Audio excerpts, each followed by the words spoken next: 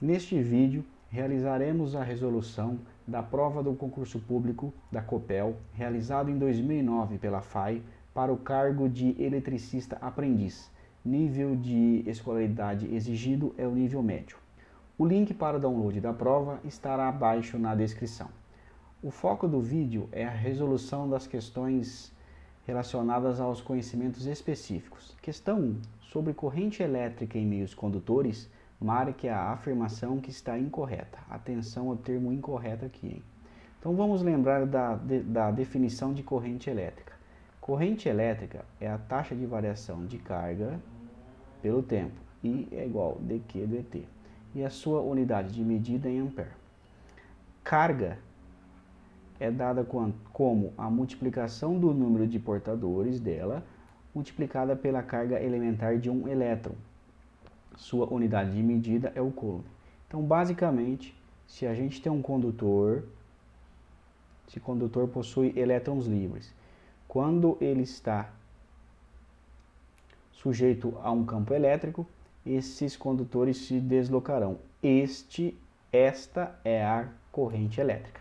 Então vamos ler o seguinte. A alternativa A, corrente elétrica, é o efeito provocado pelo deslocamento ordenado das cargas elétricas no meio condutor?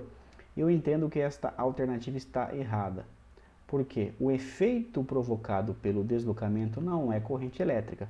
O deslocamento é a corrente elétrica. O efeito, por exemplo, a gente tem aqui o chamado efeito Joule, onde você tem dissipação de potência por calor. Esta dissipação é o efeito, então esta alternativa está errada. Mas vamos seguir. A B diz, é a quantidade de cargas elétricas que cruzam a seção transversal do meio condutor por unidade de tempo. Sim, aqui já disse que era dQ dt, então é o tanto de carga que varia pelo tempo. Essa daqui está correta. A letra C é a taxa de variação das cargas elétricas presentes no condutor com o tempo. Essa também é uma questão ambígua, mas vamos entender que ela também está correta, porque está variando com o tempo. Na letra D, ela diz que no meio condutor, a velocidade com que a corrente se propaga é aproximadamente igual à velocidade da luz. Essa também está correta. E a letra D diz, é o deslocamento das cargas elétricas no meio condutor. O gabarito trata como essa questão como errada, mas eu também entendo que ela está juntamente com a. Essa daqui diz que é o deslocamento das cargas, mas não é o deslocamento das cargas, é o deslocamento dos elétrons. Então, é a taxa de, ou seja, ou você considera como taxa de variação de carga ou como deslocamento de elétrons, que são cargas elétricas, tá? Então, o gabarito traz a letra E. Na questão 2, está dizendo, quando a corrente elétrica circula por parte do organismo de uma pessoa, provoca o choque elétrico. Nesse caso, é correto afirmar. Vamos ver A. O valor mínimo da intensidade de corrente que se pode perceber pela sensação de cócegas ou formigamento leve é de aproximadamente 0,1 A. Temos uma norma aqui da REC que tem um gráfico, mas não é esse valor não, é 0,1 miliamperes, tá? Então essa questão aqui está errada. B. O choque elétrico poderia ser evitado se a pessoa conseguisse interromper o caminho da corrente nos instantes iniciais. Não tem. Se teve qualquer tempo que você teve exposto àquilo, você vai ter choque. Então essa também está errada. Letra C. O efeito provocado pela circulação de corrente elétrica que provoca o choque independe se a corrente elétrica é contínua ou se é alternada. Não, isso aqui muda sim, tá? Essa também está errado. Dependendo da intensidade, a sensibilidade de um choque por corrente contínua é diferente do choque por corrente alternada. Letra D. A condição básica para acontecer o choque elétrico é o surgimento de uma diferença de potencial entre partes do organismo. Essa daqui está correta. Por quê? Você só toma choque se você está exposto a dois pontos distintos de tensão. Por exemplo, quando a gente está em uma superfície e a gente encosta, por exemplo, um cabo sobre a nossa cabeça, a gente tem um caminho de corrente que percorre o nosso corpo. Então, nós temos aqui o nosso potencial zero e aqui em cima nós temos o nosso potencial alto, que é o valor que a gente tiver aí de tensão. Letra E. Em geral, correntes de até meio ampere não provocam mortes. Isso aqui está totalmente errado. 1000 A já é fatal, tá? Questão 3. Em sistemas de aquecimentos resistivos, o aquecimento surge pela troca de energia que acontece na resistência desses sistemas, provocando o efeito Joule. Mantendo a mesma diferença de potencial sobre os terminais do sistema, é incorreto afirmar. De novo aqui, uma pequena pegadinha. Então vamos ler a letra A. É possível aumentar a troca de energia e, consequentemente, o poder de aquecimento pela instalação de uma resistência de mesmo valor em paralelo com a resistência dos sistemas? Antes da gente começar, deixa eu só explicar o que ele quis dizer. Você tem um sistema e ele diz que tem uma tensão fixa aqui. Esse sistema é composto por resistores, um só ou dois. E ele diz que é usado para aquecimento, ou seja, quando você tem passagem de corrente, esse resistor, por Joule, ele aquece e aquece o sistema. É isso que é o sistema dito dele. Na letra A, ele diz o seguinte: eu posso aumentar essa troca de energia, ou seja, eu posso aquecer mais, colocando uma outra resistência em paralelo com a mesma intensidade. Vamos pensar então que esse resistor é de 10 ohms. Se eu colocar um resistor de 10 ohms e ele falar que eu quero colocar outro, e ele diz pra gente pôr outro de 10 ohms em paralelo. A gente já sabe que resistência em, no caso paralelo igual, a gente, como duas, a gente divide por 2. Então isso significa que você estará com uma resistência equivalente de 5 ohms. Se a gente manter a mesma tensão inicial e a gente baixou a nossa resistência, significa que a nossa corrente vai dobrar. Se a nossa corrente dobra, significa que eu vou ter uma maior potência. Potência é V vezes I. Como V é fixo e o I dobrou, a nossa potência também vai dobrar. Então, esta questão está correta. Na B, ele diz: a única maneira de controlar o consumo de energia no sistema é através do aumento ou diminuição, mesmo que de forma indireta, da corrente elétrica de alimentação. Também está certa, porque como o nosso sistema ele é fechado, você não mexe nem na tensão e nem no valor dessa resistência, você tem que ter um jeito de você controlar esta sua corrente para que você controle essa temperatura. Então está certa também. Letra C. Se a diferença de potencial sobre os terminais desse sistema é de 127 volts e ele consome uma corrente elétrica de 10 amperes, então nessas condições a resistência equivalente do sistema é de 12,7 ohm. Esta questão C é lei de Ohm pura. Lei de Ohm a gente já conhece. Então ele quer saber se a nossa resistência vai ser de 12,7, mantendo-se uma tensão de 127 volts por uma corrente de 10 amperes. 127 por 10, isso aqui dá 12,7. Então esta questão também está correta. Letra D.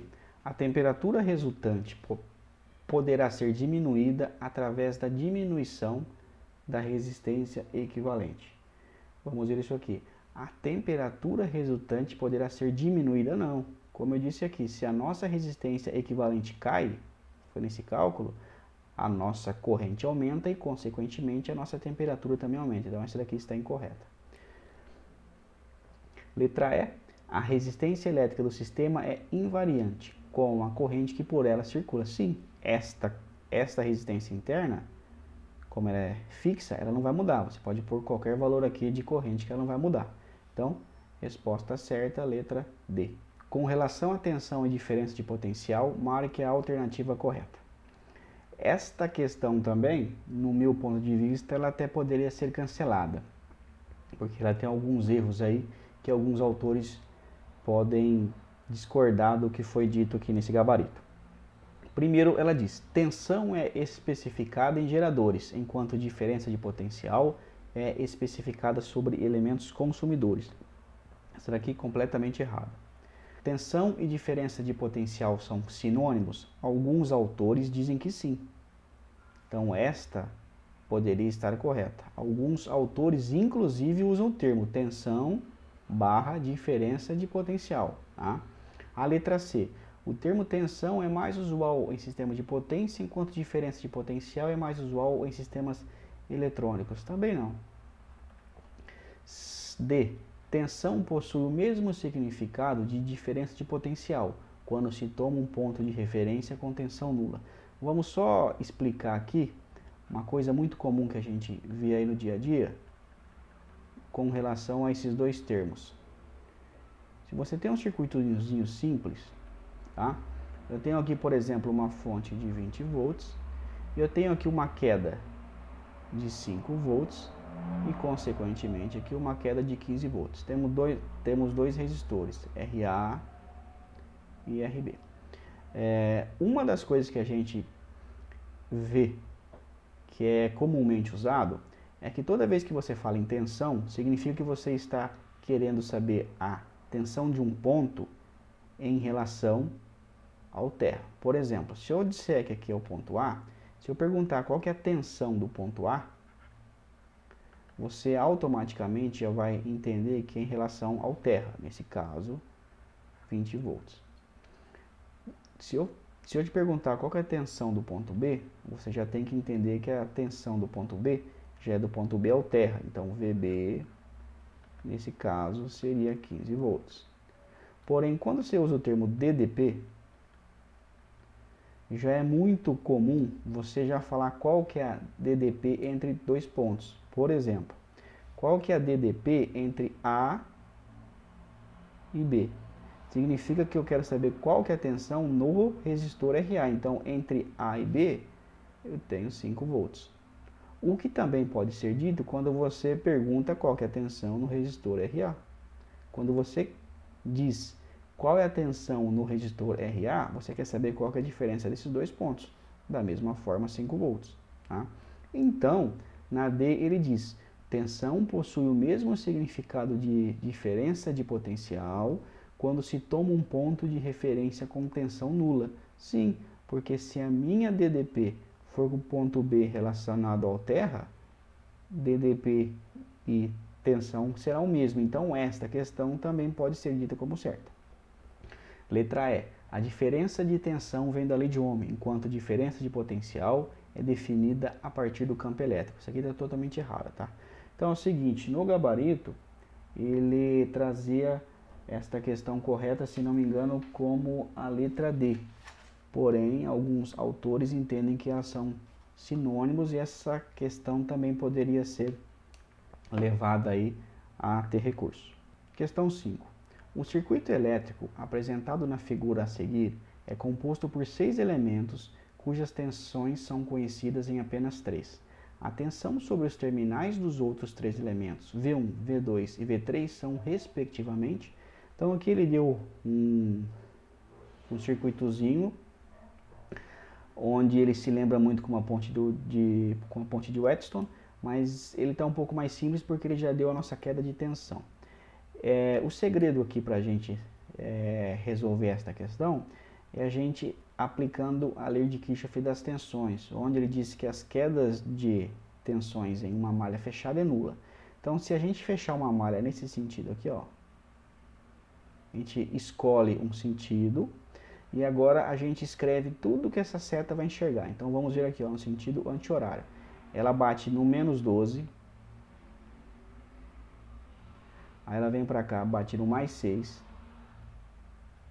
Aí ela vem pra cá, bate no mais V1. A lei de Kirchhoff das tensões diz que a soma das quedas tem que ser nula. Então tem que ser igual a zero. Então, o que a gente faz aqui? Ó? Menos 12 mais 6 é menos 6 mais V1 é igual a zero. Automaticamente, a gente já entende que V1 é igual a 6 volts. Se deu sinal positivo, significa que o sinal que está aqui também está correto, tá? Então vamos colocar 6 volts aqui. Ó. Agora a gente vem com a malha interna aqui, ó. Vamos seguir o mesmo sentido aqui, ó. O que ela vai pegar? Primeiro, ela pegou esse menos 6 que a gente encontrou. Aí ela vem e pega o mais V2. Aí ela vem e pega o menos 5. Isso tudo tem que dar igual a zero. V2. Já vou, menos 6 com menos 5 é menos 11, passa por lado de lá, 11 positivo. Então V2 deu 11 volts, V1 deu 6 e V2 deu 11. Então vou escrever aqui, ó, 11 Mais uma vez, como ele deu sinal positivo, significa que esse sinal que está aqui está correto. A última aqui, ó, a gente fecha uma outra malha aqui. E aí vamos seguir essa malha e ver quem ele encontra. Então aqui a gente pegou mais V3. Vou até colocar um mais aqui. Aí a gente pegou menos 11. E aqui menos 6. Isso tem que dar igual a 0. Menos 11 menos 6 é menos 17. Passa para o lado de lá. 17 volts. Então, ele quer saber quanto vale V1, V2 e V3. Nessa questão que também poderia dar um certo problema. Porque tem um traço aqui que alguém pode entender que ele quer saber quanto é menos V1, tá? Mas não tem isso aqui no gabarito. V1, 6. V2, 11. E V3, 17 volts. A nossa alternativa correta é a alternativa D. Questão número 6. Para o circuito elétrico seguinte, que é alimentado por uma fonte de tensão de 60 volts contínua, a diferença de potencial indicada por um multímetro entre os nós A e B é. Então, ele quer saber qual que é essa diferença de potencial aqui, ó, entre A e B. Tem dois caminhos para a gente sair. O mais fácil é para quem já lembra da fórmula do divisor de tensão. E o mais trabalhosinho pode ser encontrando o valor da corrente. Vamos resolver dos dois modos. Divisor de tensão é o seguinte, você chama de Vx, que é a sua tensão que você quer, é igual à sua tensão total, ou a do ramo, multiplicado pelo resistor que você quer, que eu vou chamar de Rx, dividido pela soma de todos os resistores. Nesse caso aqui. Então vamos ver aqui, ó. Vamos ver como é que a gente aplica esse conceito. VAB, né, vai ser igual. Qual que é a tensão da fonte? 60 volts. Multiplicado pelo resistor que eu quero. Eu quero saber qual que é a tensão VAB. A tensão VAB, repara bem, se isso aqui é B, aqui também é B. Então é como se fosse esta tensão no resistor de 50 ohms. Então é vezes 50 ohms dividido por quem? Pela soma dos resistores. Então eu tenho um resistor de 40, que está aqui, tenho um de 10 e tenho um de 50. 60 vezes 50 é 5 vezes 0, 0, 6 vezes 5, 30. Deu 3.000. 40 mais 50, 50. Mais 50, 100. Corto os dois zeros, eu tenho automaticamente uma tensão de 30 volts. Repare que a gente não precisa nem achar o valor da nossa corrente. Se alguém não entender esse método, a gente pode usar a lei de Ohm. Primeira coisa, a gente encontra qual é o valor da nossa corrente, que é 60 dividido pela nossa resistência total aqui, tá? Resistência total, a gente já viu em cima que é 100 ohms. Por que é 100 ohms? Eles estão em série, então tem que somar todo mundo aqui. 60 vai dar 6 dividido por 10, tá? 6 dividido por 10 é igual a 0,6. Então, nós sabemos que nós temos uma corrente aqui de 0,6 amperes. Aí, aplicando de novo a lei de Ohm, eu sei que multiplicando a nossa resistência pela nossa corrente, a gente tem a queda de tensão. Então, a nossa VAB lá vai ser igual a 0,6 multiplicando 50. 6 vezes 5, 30. 300 muda uma casa, 30 volts. Mesma forma, a gente chegou no mesmo resultado. Resposta correta, letra E. Questão 7. Para o circuito elétrico a seguir, que é alimentado por uma fonte de tensão de 120 volts, a diferença de potencial entre os nós A e B é. Mais uma questão aqui que ele quer saber qual que é a diferença de potencial. Esse circuito ele é misto, ele tem dois aqui em série que estão em paralelo com esse resistor. Mas a gente tem que fazer uma análise. Tem uma fonte de 120 volts, ó, só que ela está em paralelo aos dois ramos. Então, o que a gente faz? Um símbolo aqui, ó, informando que esses dois ramos estão em paralelo. Ou seja, eu tenho 120 volts aplicado aqui e também tenho 120 volts aplicado aqui. Mais uma vez, nós temos duas formas da gente resolver. De novo, pelo nosso divisor de tensão. Então, ó, a nossa tensão VAB, que a gente já viu, é igual. Como é que é a fórmula? É a nossa tensão do ramal ou da fonte, né, ou total, multiplicado pelo resistor que eu quero, que eu vou chamar aqui de RA, dividido pela soma dos resistores. Agora eu vou ter que somar esse com esse. Então é RA mais RB. Qual que é a nossa tensão da fonte? 120 volts. Multiplicado pelo resistor RA, que é de 20 ohms. Isso aqui dividido por 20 mais 10. Tá? 2 vezes 120 é 240, mais um zero, 2.400 dividido por 30. Corta aqui, 240 por 3, 80 volts. Tá? Já temos a resposta aqui da letra B. Caso você desconheça essa fórmula ainda, você pode também encontrar a corrente que desce aqui e depois multiplicar pelo resistor. Mesma fórmula que a gente fez no passado. Corrente é igual a tensão dividido pela resistência. Qual que é a nossa tensão neste ramo aqui, ó? A gente tem que analisar este ramo. Nossa tensão é de 120. 120. Qual que é a nossa resistência total desse ramo? 30 ohms. 12 dividido por 3 dá 4 amperes. Ou seja, você tem uma corrente de 4 amperes descendo aqui. E a gente sabe também que a nossa tensão é R vezes I. Então, VAB, qual que é a nossa resistência? 20 multiplicado pela corrente de 4. Isso aqui dá 80 volts.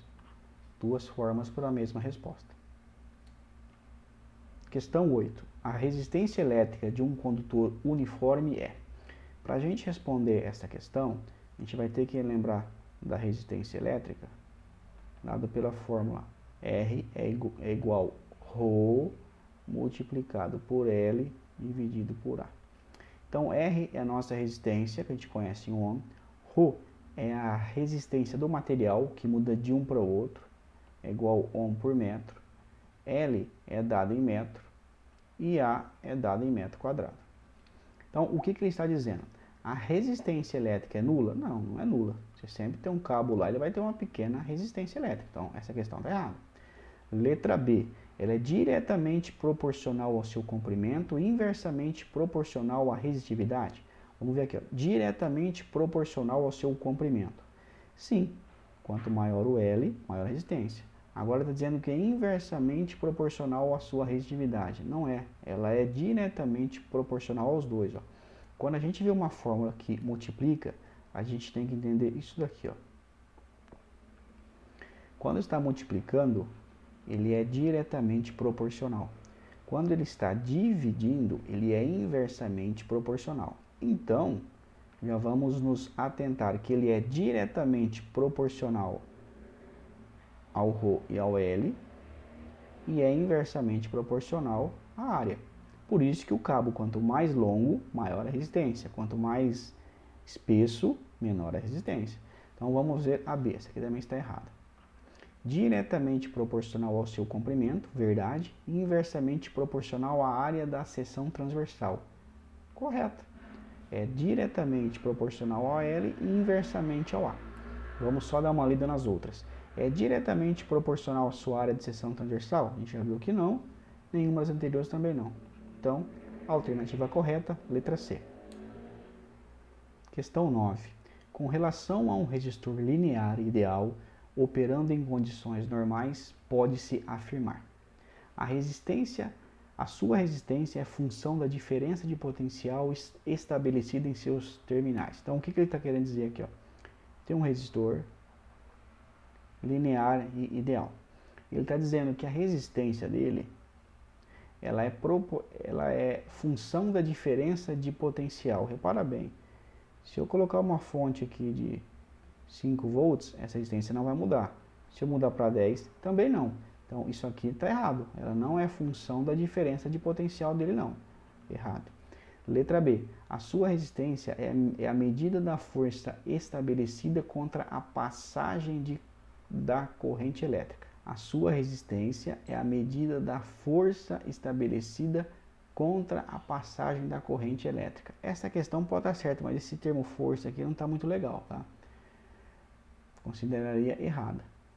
A sua resistência não depende da corrente com que ele é alimentado. Exatamente, essa aqui está certo. Se eu colocar 1 ampere aqui, não vai mudar o valor da resistência. Se eu colocar 2, também não. Vamos ver a D. Quanto maior a sua resistência, menor a diferença de potencial estabelecida para uma mesma corrente. Não. Pela lei de Ohm, nós temos aqui. Ele está dizendo que quanto maior a sua resistência, menor a diferença de potencial para uma mesma corrente. Não, ó. Se eu isolar o I, igual a I por R. Ele está dizendo, quanto maior, se eu aumentar a minha resistência e eu manter esse cara fixo, tá? Eu baixo a minha corrente. Quanto maior a sua resistência, menor a diferença de potencial para uma mesma corrente, tá? Então isso aqui também está errado. Todas as afirmações estão corretas, também não, porque a gente já viu que está errado. Então, resposta certa, letra C. Questão 10.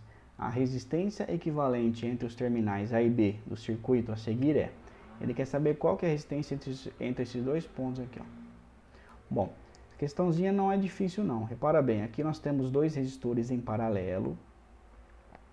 E os resistores que estão em paralelo com a mesma resistência são 2. A gente simplesmente divide por 2. Então esse circuito pode ser redesenhado da seguinte forma.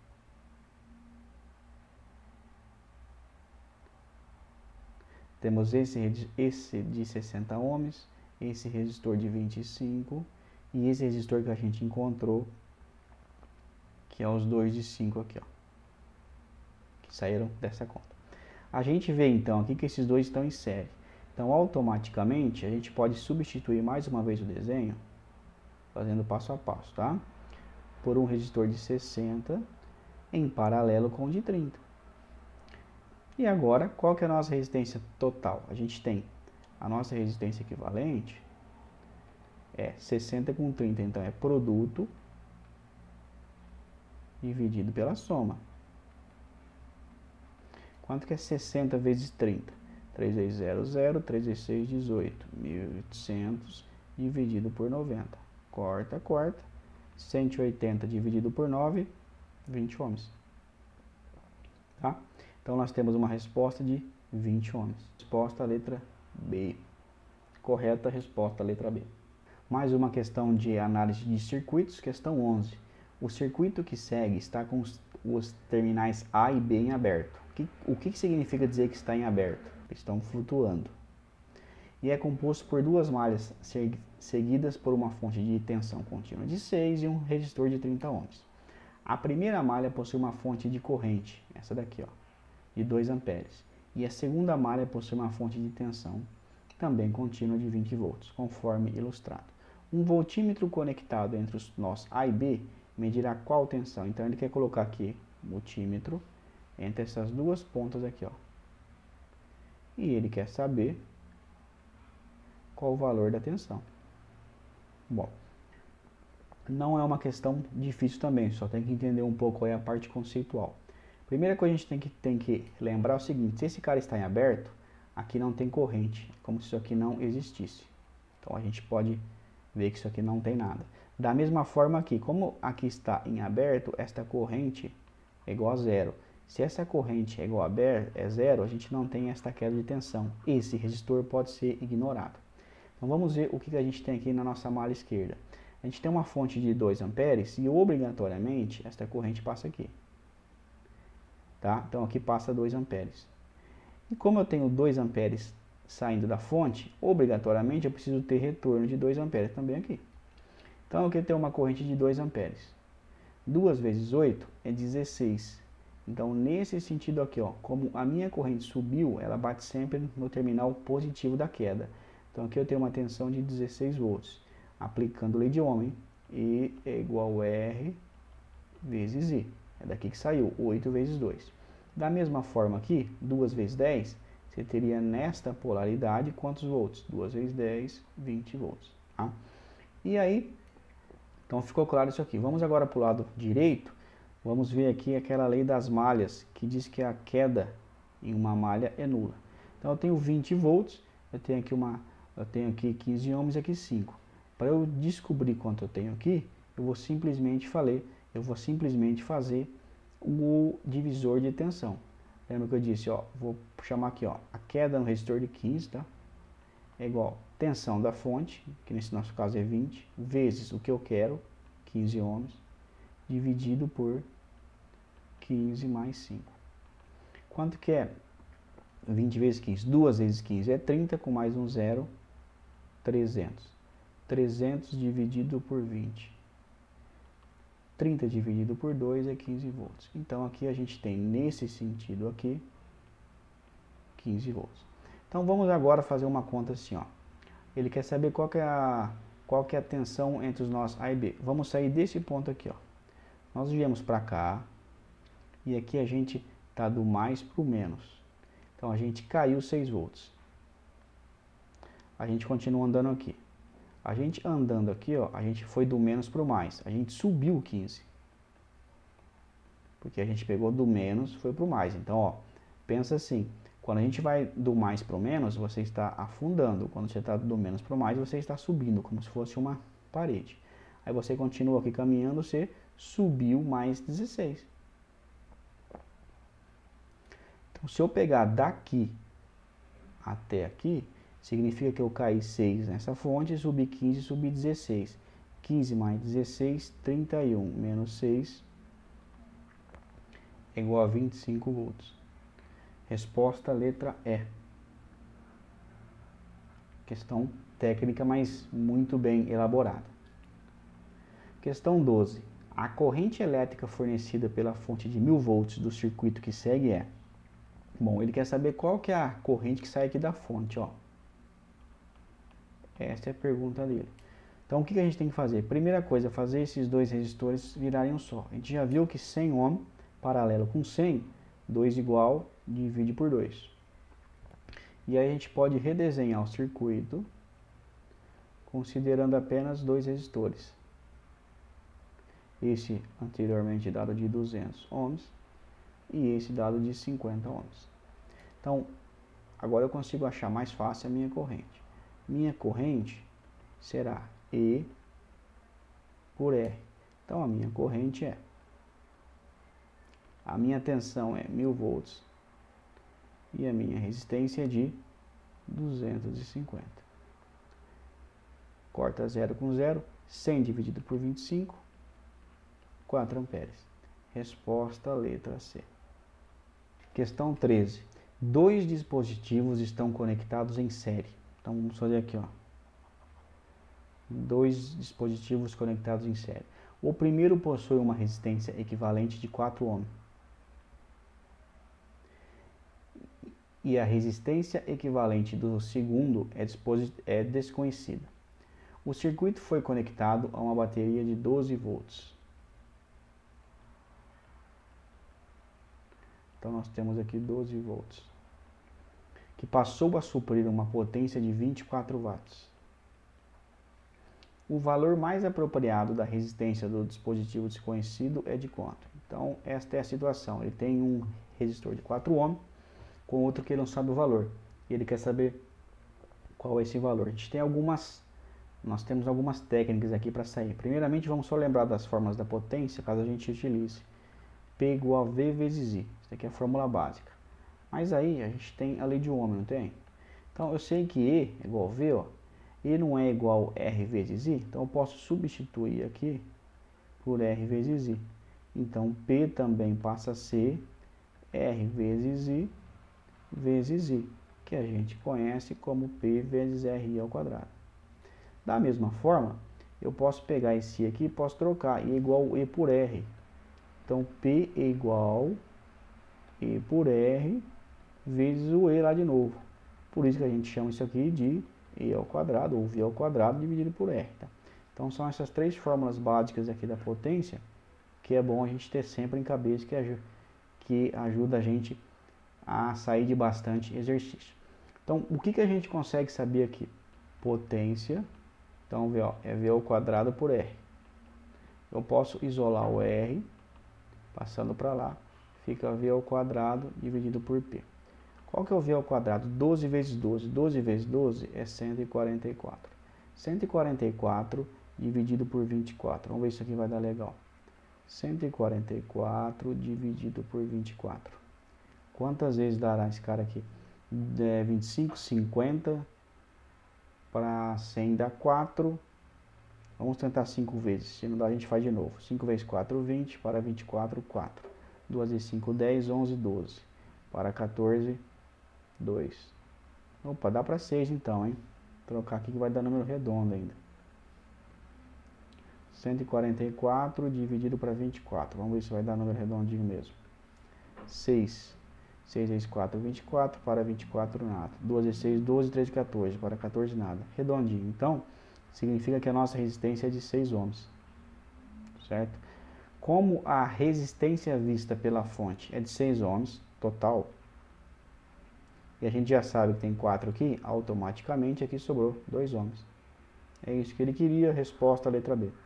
Questão 14.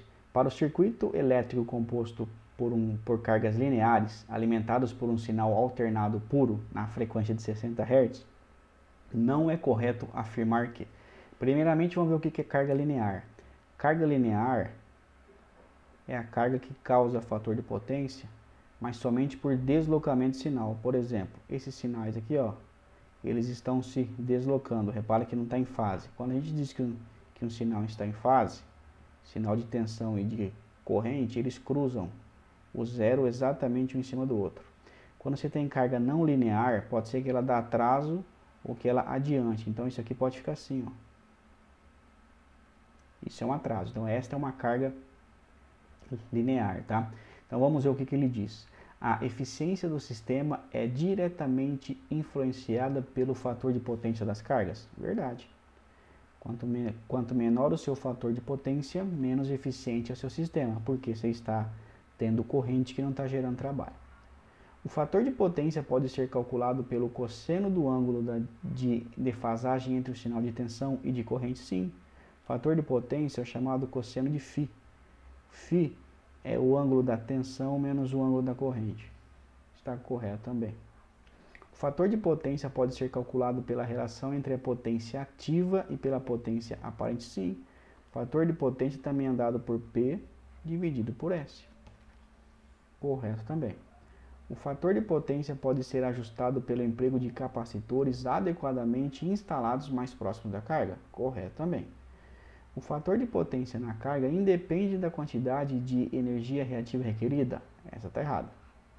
Por quê? É a energia reativa requerida lá que faz alterar o seu fator de potência. Então, a resposta certa que está incorreta é a E. Confira no gabarito, corretinho. Questão 15. O diagrama a seguir representa um circuito composto por uma tensão de alimentação alternada senoidal na frequência de 60 Hz, que alimenta 4 cargas com características distintas, conforme ilustrado. O fator de potência percebido pela fonte é... Bom, esse aqui é um circuito onde a gente tem cargas em paralelo e depois todas elas em série com uma outra. Só que ele já deu para a gente quais são as potências, potência ativa e potência reativa. A gente tem que sempre lembrar de um detalhe. Quando é capacitiva, essa potência tem um sinal de negativo na frente. Tá? Então aqui é indutiva, ela é positiva.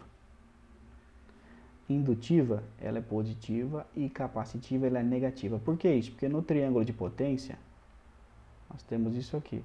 Nossa potência ativa, nossa potência aparente e nossa potência reativa.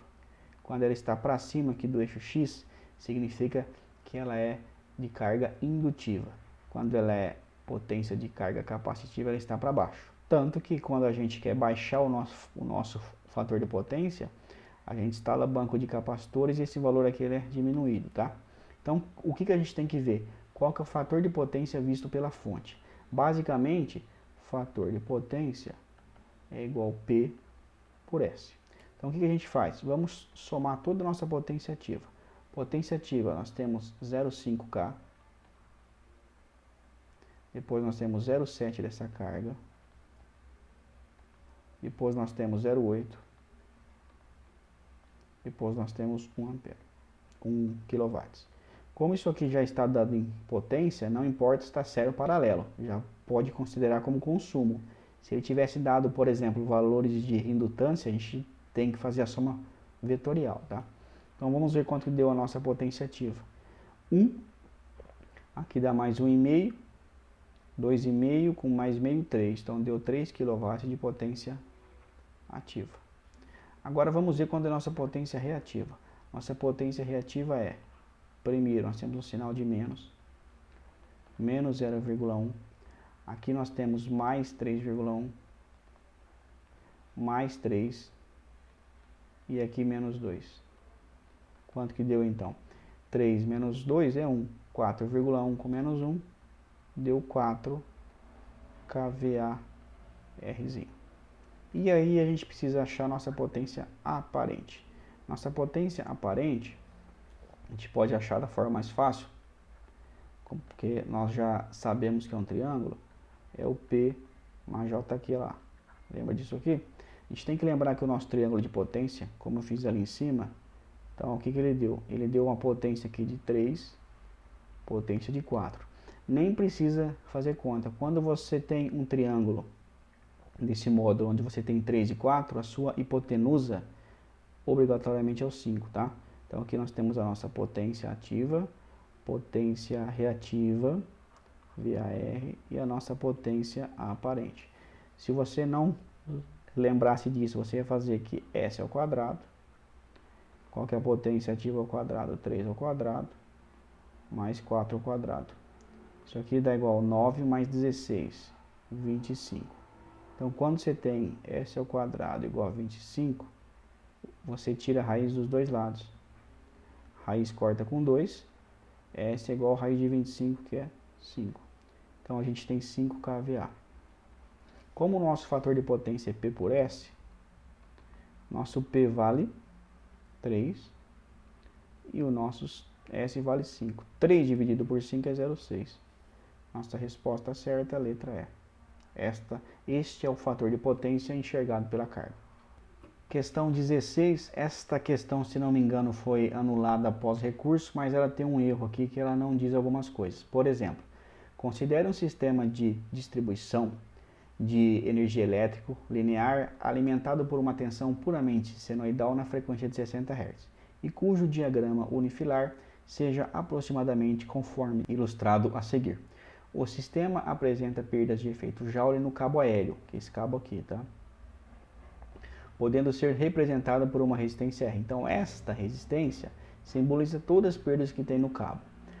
A potência ativa entregue à carga é dada por P igual tensão vezes corrente multiplicado pelo fator de potência. Tá? Mantendo a mesma potência ativa na carga, o fator de potência foi alterado de maneira a reduzir as perdas no cabo pela metade. Então, como a nossa potência é tensão, corrente e o cosseno que fica o nosso fator de potência, ela fala que a gente tem que baixar, na verdade subir esse fator de potência de forma que a nossa corrente cause a metade das perdas nos cabos aéreos. Mas isso aqui não tem resposta.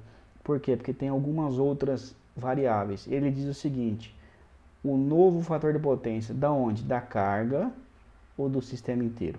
Que ele é distinto. Ele não falou também se a tensão vai ser mantida. Então tem alguns probleminhas. Por exemplo, se o meu fator de potência é de 0,8, eu não tenho como fazer nenhuma conta que passe de 1. Então essa questão aqui não está muito bem elaborada, faltou algumas coisas aqui. De todo modo, o gabarito cita ela, se não me engano, como a letra E.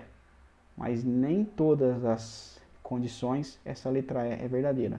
Como ela está muito confusa, a gente não vai resolver ela não. Questão 17. Uma carga linear absorve da rede de energia elétrica uma potência ativa de 9 kW. Então vamos pegar um dado aqui. 9 kW. Quando é alimentado por uma tensão senoidal de 380 volts e uma corrente de 27 amperes. E é igual 27,1 amperes. Ele quer saber qual que é a potência reativa. Eu não sei se tem como a gente sair daqui sem fazer umas contas um pouco grandes à mão, tá? Mas enfim. Vamos ver qual que é a nossa potência aparente. Nossa potência aparente é sempre a multiplicação da tensão pela corrente. Tá? Então a nossa potência aparente vai ser 380 vezes 27,1. Fazer aqui, ó, 380. Nós vamos usar número redondo, porque vai dar muito número aqui, a gente faz no final por aproximação. 7 vezes 0, 0. 7 vezes 8, 56, sobe 5. Sobe 5 aqui. 3 vezes 7, 21, com 5, 26. Mais 2 vezes 0, 0. 2 vezes 8, 16, sobe 1. 3, 6, com 7. 0, 6, 12, 10. 10.260. Então, a nossa potência aparente deu 10, vou colocar 3 aqui para arredondar também. KVA. E aí, ele quer saber a nossa potência reativa. Uma das fórmulas da gente sair, ó, eu sei que aqui vale 10,3, aqui vale 9 e aqui eu não sei. Teorema de Pitágoras diz que hipotenusa ao quadrado é igual à soma dos quadrados dos catetos. Potência usa muito esta fórmula. Então, eu sei que 10,3 ao quadrado é igual a 9 ao quadrado mais Q ao quadrado. Quanto que é 10,3 ao quadrado? 10 vezes 10 é 100. Então vamos jogar aqui um 110 aí de erro para não ter que fazer as contas na mão, tá? Então ficou 110 é igual a 81, que é 9 vezes 9, mais Q ao quadrado. Esse 81 passa para cá. Então nós temos que 80, 90, 100, 110. Sobrou praticamente quanto? Menos que 30. 110 menos 81 dá 29. Que ao quadrado é igual a 29. A gente tira a raiz dos dois lados. Esse cara corta aqui. Raiz quadrada de 29. Se a gente sabe que 5 ao quadrado é 25, considerando os nossos arredondamentos, é o que passa mais perto. 7 vezes 7 vai dar muito mais que isso. 9 vezes 9 nem se fala. Então a resposta certa seria 5 aqui. Se alguém quiser, repita isso aqui considerando todas as casas. Que quanto mais casa você usar, mais perto de 5 ele vai chegar. Questão 18. Para um transformador de potencial ideal, não é correto afirmar. Então, ó, a primeira coisa que a gente tem que se atentar é esta condição que ele diz que ele é ideal. O que significa ideal? É que não tem perdas. Então, basicamente, a gente tem um transformador onde tem um lado do primário e o lado do secundário. Toda a potência do primário ela é transferida para o secundário sem perdas. Não há nenhum tipo de perda nessa máquina, tá? Então vamos ver aqui algumas fórmulas que a gente usa muito em transformadores. A primeira delas é a da tensão. A tensão do primário está para o secundário, da mesma forma que o número de voltas do enrolamento primário está para o número de voltas do enrolamento secundário, tá? Então V1, V2 está para N1, N2. Isso aqui a gente costuma chamar de A. Então, quando você divide V1 por V2 ou N1 por N2, a gente tem um valor que a gente chama de A. E a gente tem também como ver como será a nossa corrente. A nossa corrente ela é trocada. Agora, I2 está para I1, ou seja, a corrente do secundário está para o primário pela mesma relação de A. Tá? E também é possível refletir as impedâncias. As impedâncias de primário estão para as impedâncias do secundário, da mesma forma que a relação de A ao quadrado. Então, estas fórmulas aqui são algumas fórmulas básicas aí para a gente trabalhar com transformadores, tá?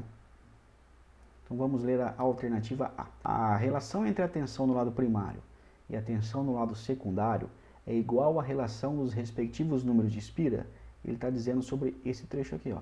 Tensão do primário é igual ao número de espiras do primário e do secundário. Alternativa verdadeira. Letra B. A relação entre a corrente do lado do primário e a corrente do lado secundário é igual à relação dos respectivos números de espira. Ele está perguntando se 1 está para I2 da mesma forma que V1 para V2, mas não é, ó. Repara que a nossa corrente aqui, ó, é I2 para I1. Então é corrente do secundário está para o lado do primário, tá? Então esta alternativa está errada. Letra C. A potência aparente no lado primário é igual à do lado secundário? Correto. Como não tem perda, o nosso rendimento é de 100%. Toda a potência de um lado aparece do outro. Correto também. D. Não existem perdas elétricas nesse tipo de transformador. Sim, como ele é ideal, ele não tem perdas. D. Não existem perdas elétricas neste tipo de transformador. Correto também. Como ele é ideal, ele não tem perda. Por isso que a mesma potência de primário é a do secundário. Letra E. Não existe este tipo de transformador na prática. Correta também, verdadeira. Por quê? Esse caso ideal, ele é usado somente para cálculos. Mas na prática, qualquer máquina que você monta, já vai ter algumas perdas lá. 19. Para um transformador de potencial não ideal, não é correto afirmar. Vamos agora marcar aqui que ele é não ideal, ou seja, ele é real. Então vamos ver. A permeabilidade magnética do núcleo é finita. Permeabilidade magnética é o nome dado à facilidade do material em conduzir campo magnético. Quando a gente tem um transformador, a gente tem um núcleo, e este núcleo ele é percorrido por um fluxo magnético aqui, ó. Então esse material ele tem uma certa permeabilidade para deixar com que esse fluxo entre. Só que esta permeabilidade ela é finita. Vai chegar uma hora que não vai entrar mais fluxo magnético, porque ele vai estar saturado.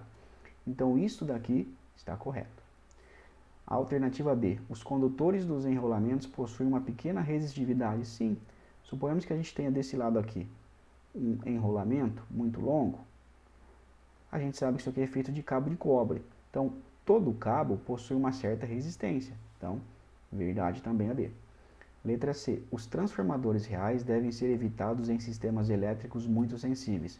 Essa daqui está errada, porque não tem como você evitar transformador real. Real é o do mundo, não tem outro que não seja real. Bom, a letra D diz que os fluxos de dispersão provocam perdas de eficiência do transformador. Verdade. Quando a gente põe aqui um certo valor de corrente, a gente tem um fluxo aqui, ó. No núcleo, é criado então um fluxo que se opõe a esse fluxo primário. Só que nem todo fluxo caminha no núcleo. Algum fluxo se perde aqui no ar, tá? Então esse é o fluxo de dispersão. Verdade também. O núcleo dos enrolamentos é feito de material com permeabilidade magnética finita. Exatamente igual a A. Não tem como ser infinito isso aqui. No mundo real ele vai chegar uma hora que ele vai saturar, tá? Resposta certa então aqui é a letra D. Questão 20. A tabela que segue mostra a potência e o fator de potência de alguns aparelhos pertencentes a uma instalação elétrica residencial.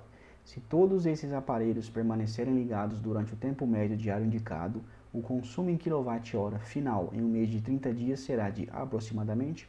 Então aqui ele deu para a gente algumas cargas, ele deu a potência, o fator de potência e o tempo médio diário aqui, tá? E ele diz que cada uma dessas máquinas ficam ligadas também por 30 dias. E ele quer saber basicamente qual que é o seu consumo lá no final do mês, como se fosse a sua conta de luz, tá? Então, o que a gente tem que fazer? Encontrar qual que é a potência real da máquina, multiplicar pelo tanto de horas e pelo tanto de dias. Então, ó, essa daqui em si vai dar bastante conta de vezes aqui, mas eu vou pôr apenas aqui as principais, depois vocês tentem refazê-las todas passo a passo. Primeiramente aqui, ó, no forno de micro-ondas, a gente tem 1500 VA. Então, isso aqui é potência aparente. Como tem um fator de potência de 0,8, a gente tem que multiplicar esses dois caras aqui, ó. 1500 vezes 0,8, a gente vai chegar no valor de 1200 watts. Tá? E aí, a gente usa ela por 30 minutos por dia. Então, como eu tenho uma máquina de 1200 por 30 minutos, é como se eu ligasse ela por uma hora e ela fosse de 600 watts. Eu apenas dividi por 2, tá? Como eu ligo ela 30 dias, eu sei que eu consumo 600 watts por hora, por dia, durante 30 dias. Então, eu faço aqui vezes 30 e vou chegar no valor mensal de 18.000 watts. Então, o meu forno de micro-ondas consome 18.000 watts no final do mês. O chuveiro elétrico ele é de 5.400 watts. Como o seu fator de potência é unitário, a gente nem precisa fazer a conta. Como a gente também usa ele uma hora por dia, significa que por dia ele consome 5.400 watts. Como a gente liga ele durante 30 dias, a gente faz esse número multiplicado por 30 e a gente chega no valor de 162.000 watts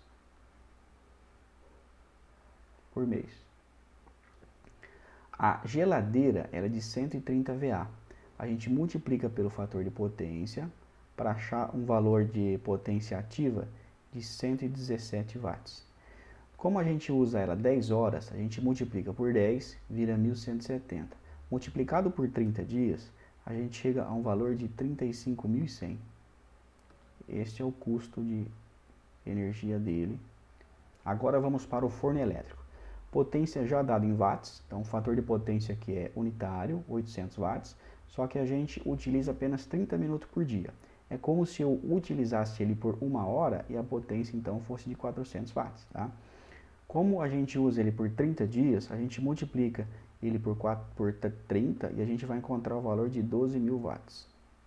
Agora o seguinte é o aparelho de TV 150 VA, multiplica pelo fator de potência, 0,8, a gente vai chegar nos 120 watts. Tá? Multiplicando, porque a gente usa 4 horas por dia, a gente chega em 480 watts por dia. Como a gente usa 30 dias, multiplica por 30, a gente chega em 14.400. O último é o ar-condicionado. São 1.800 VA, multiplicado pelo fator de potência de 0,7, a gente chega em 1.260 watts. Multiplicando ele por 8 horas de dia, isso vai dar uma equivalência de 10.080. Multiplicando por 30, isso aqui vai dar 302.400.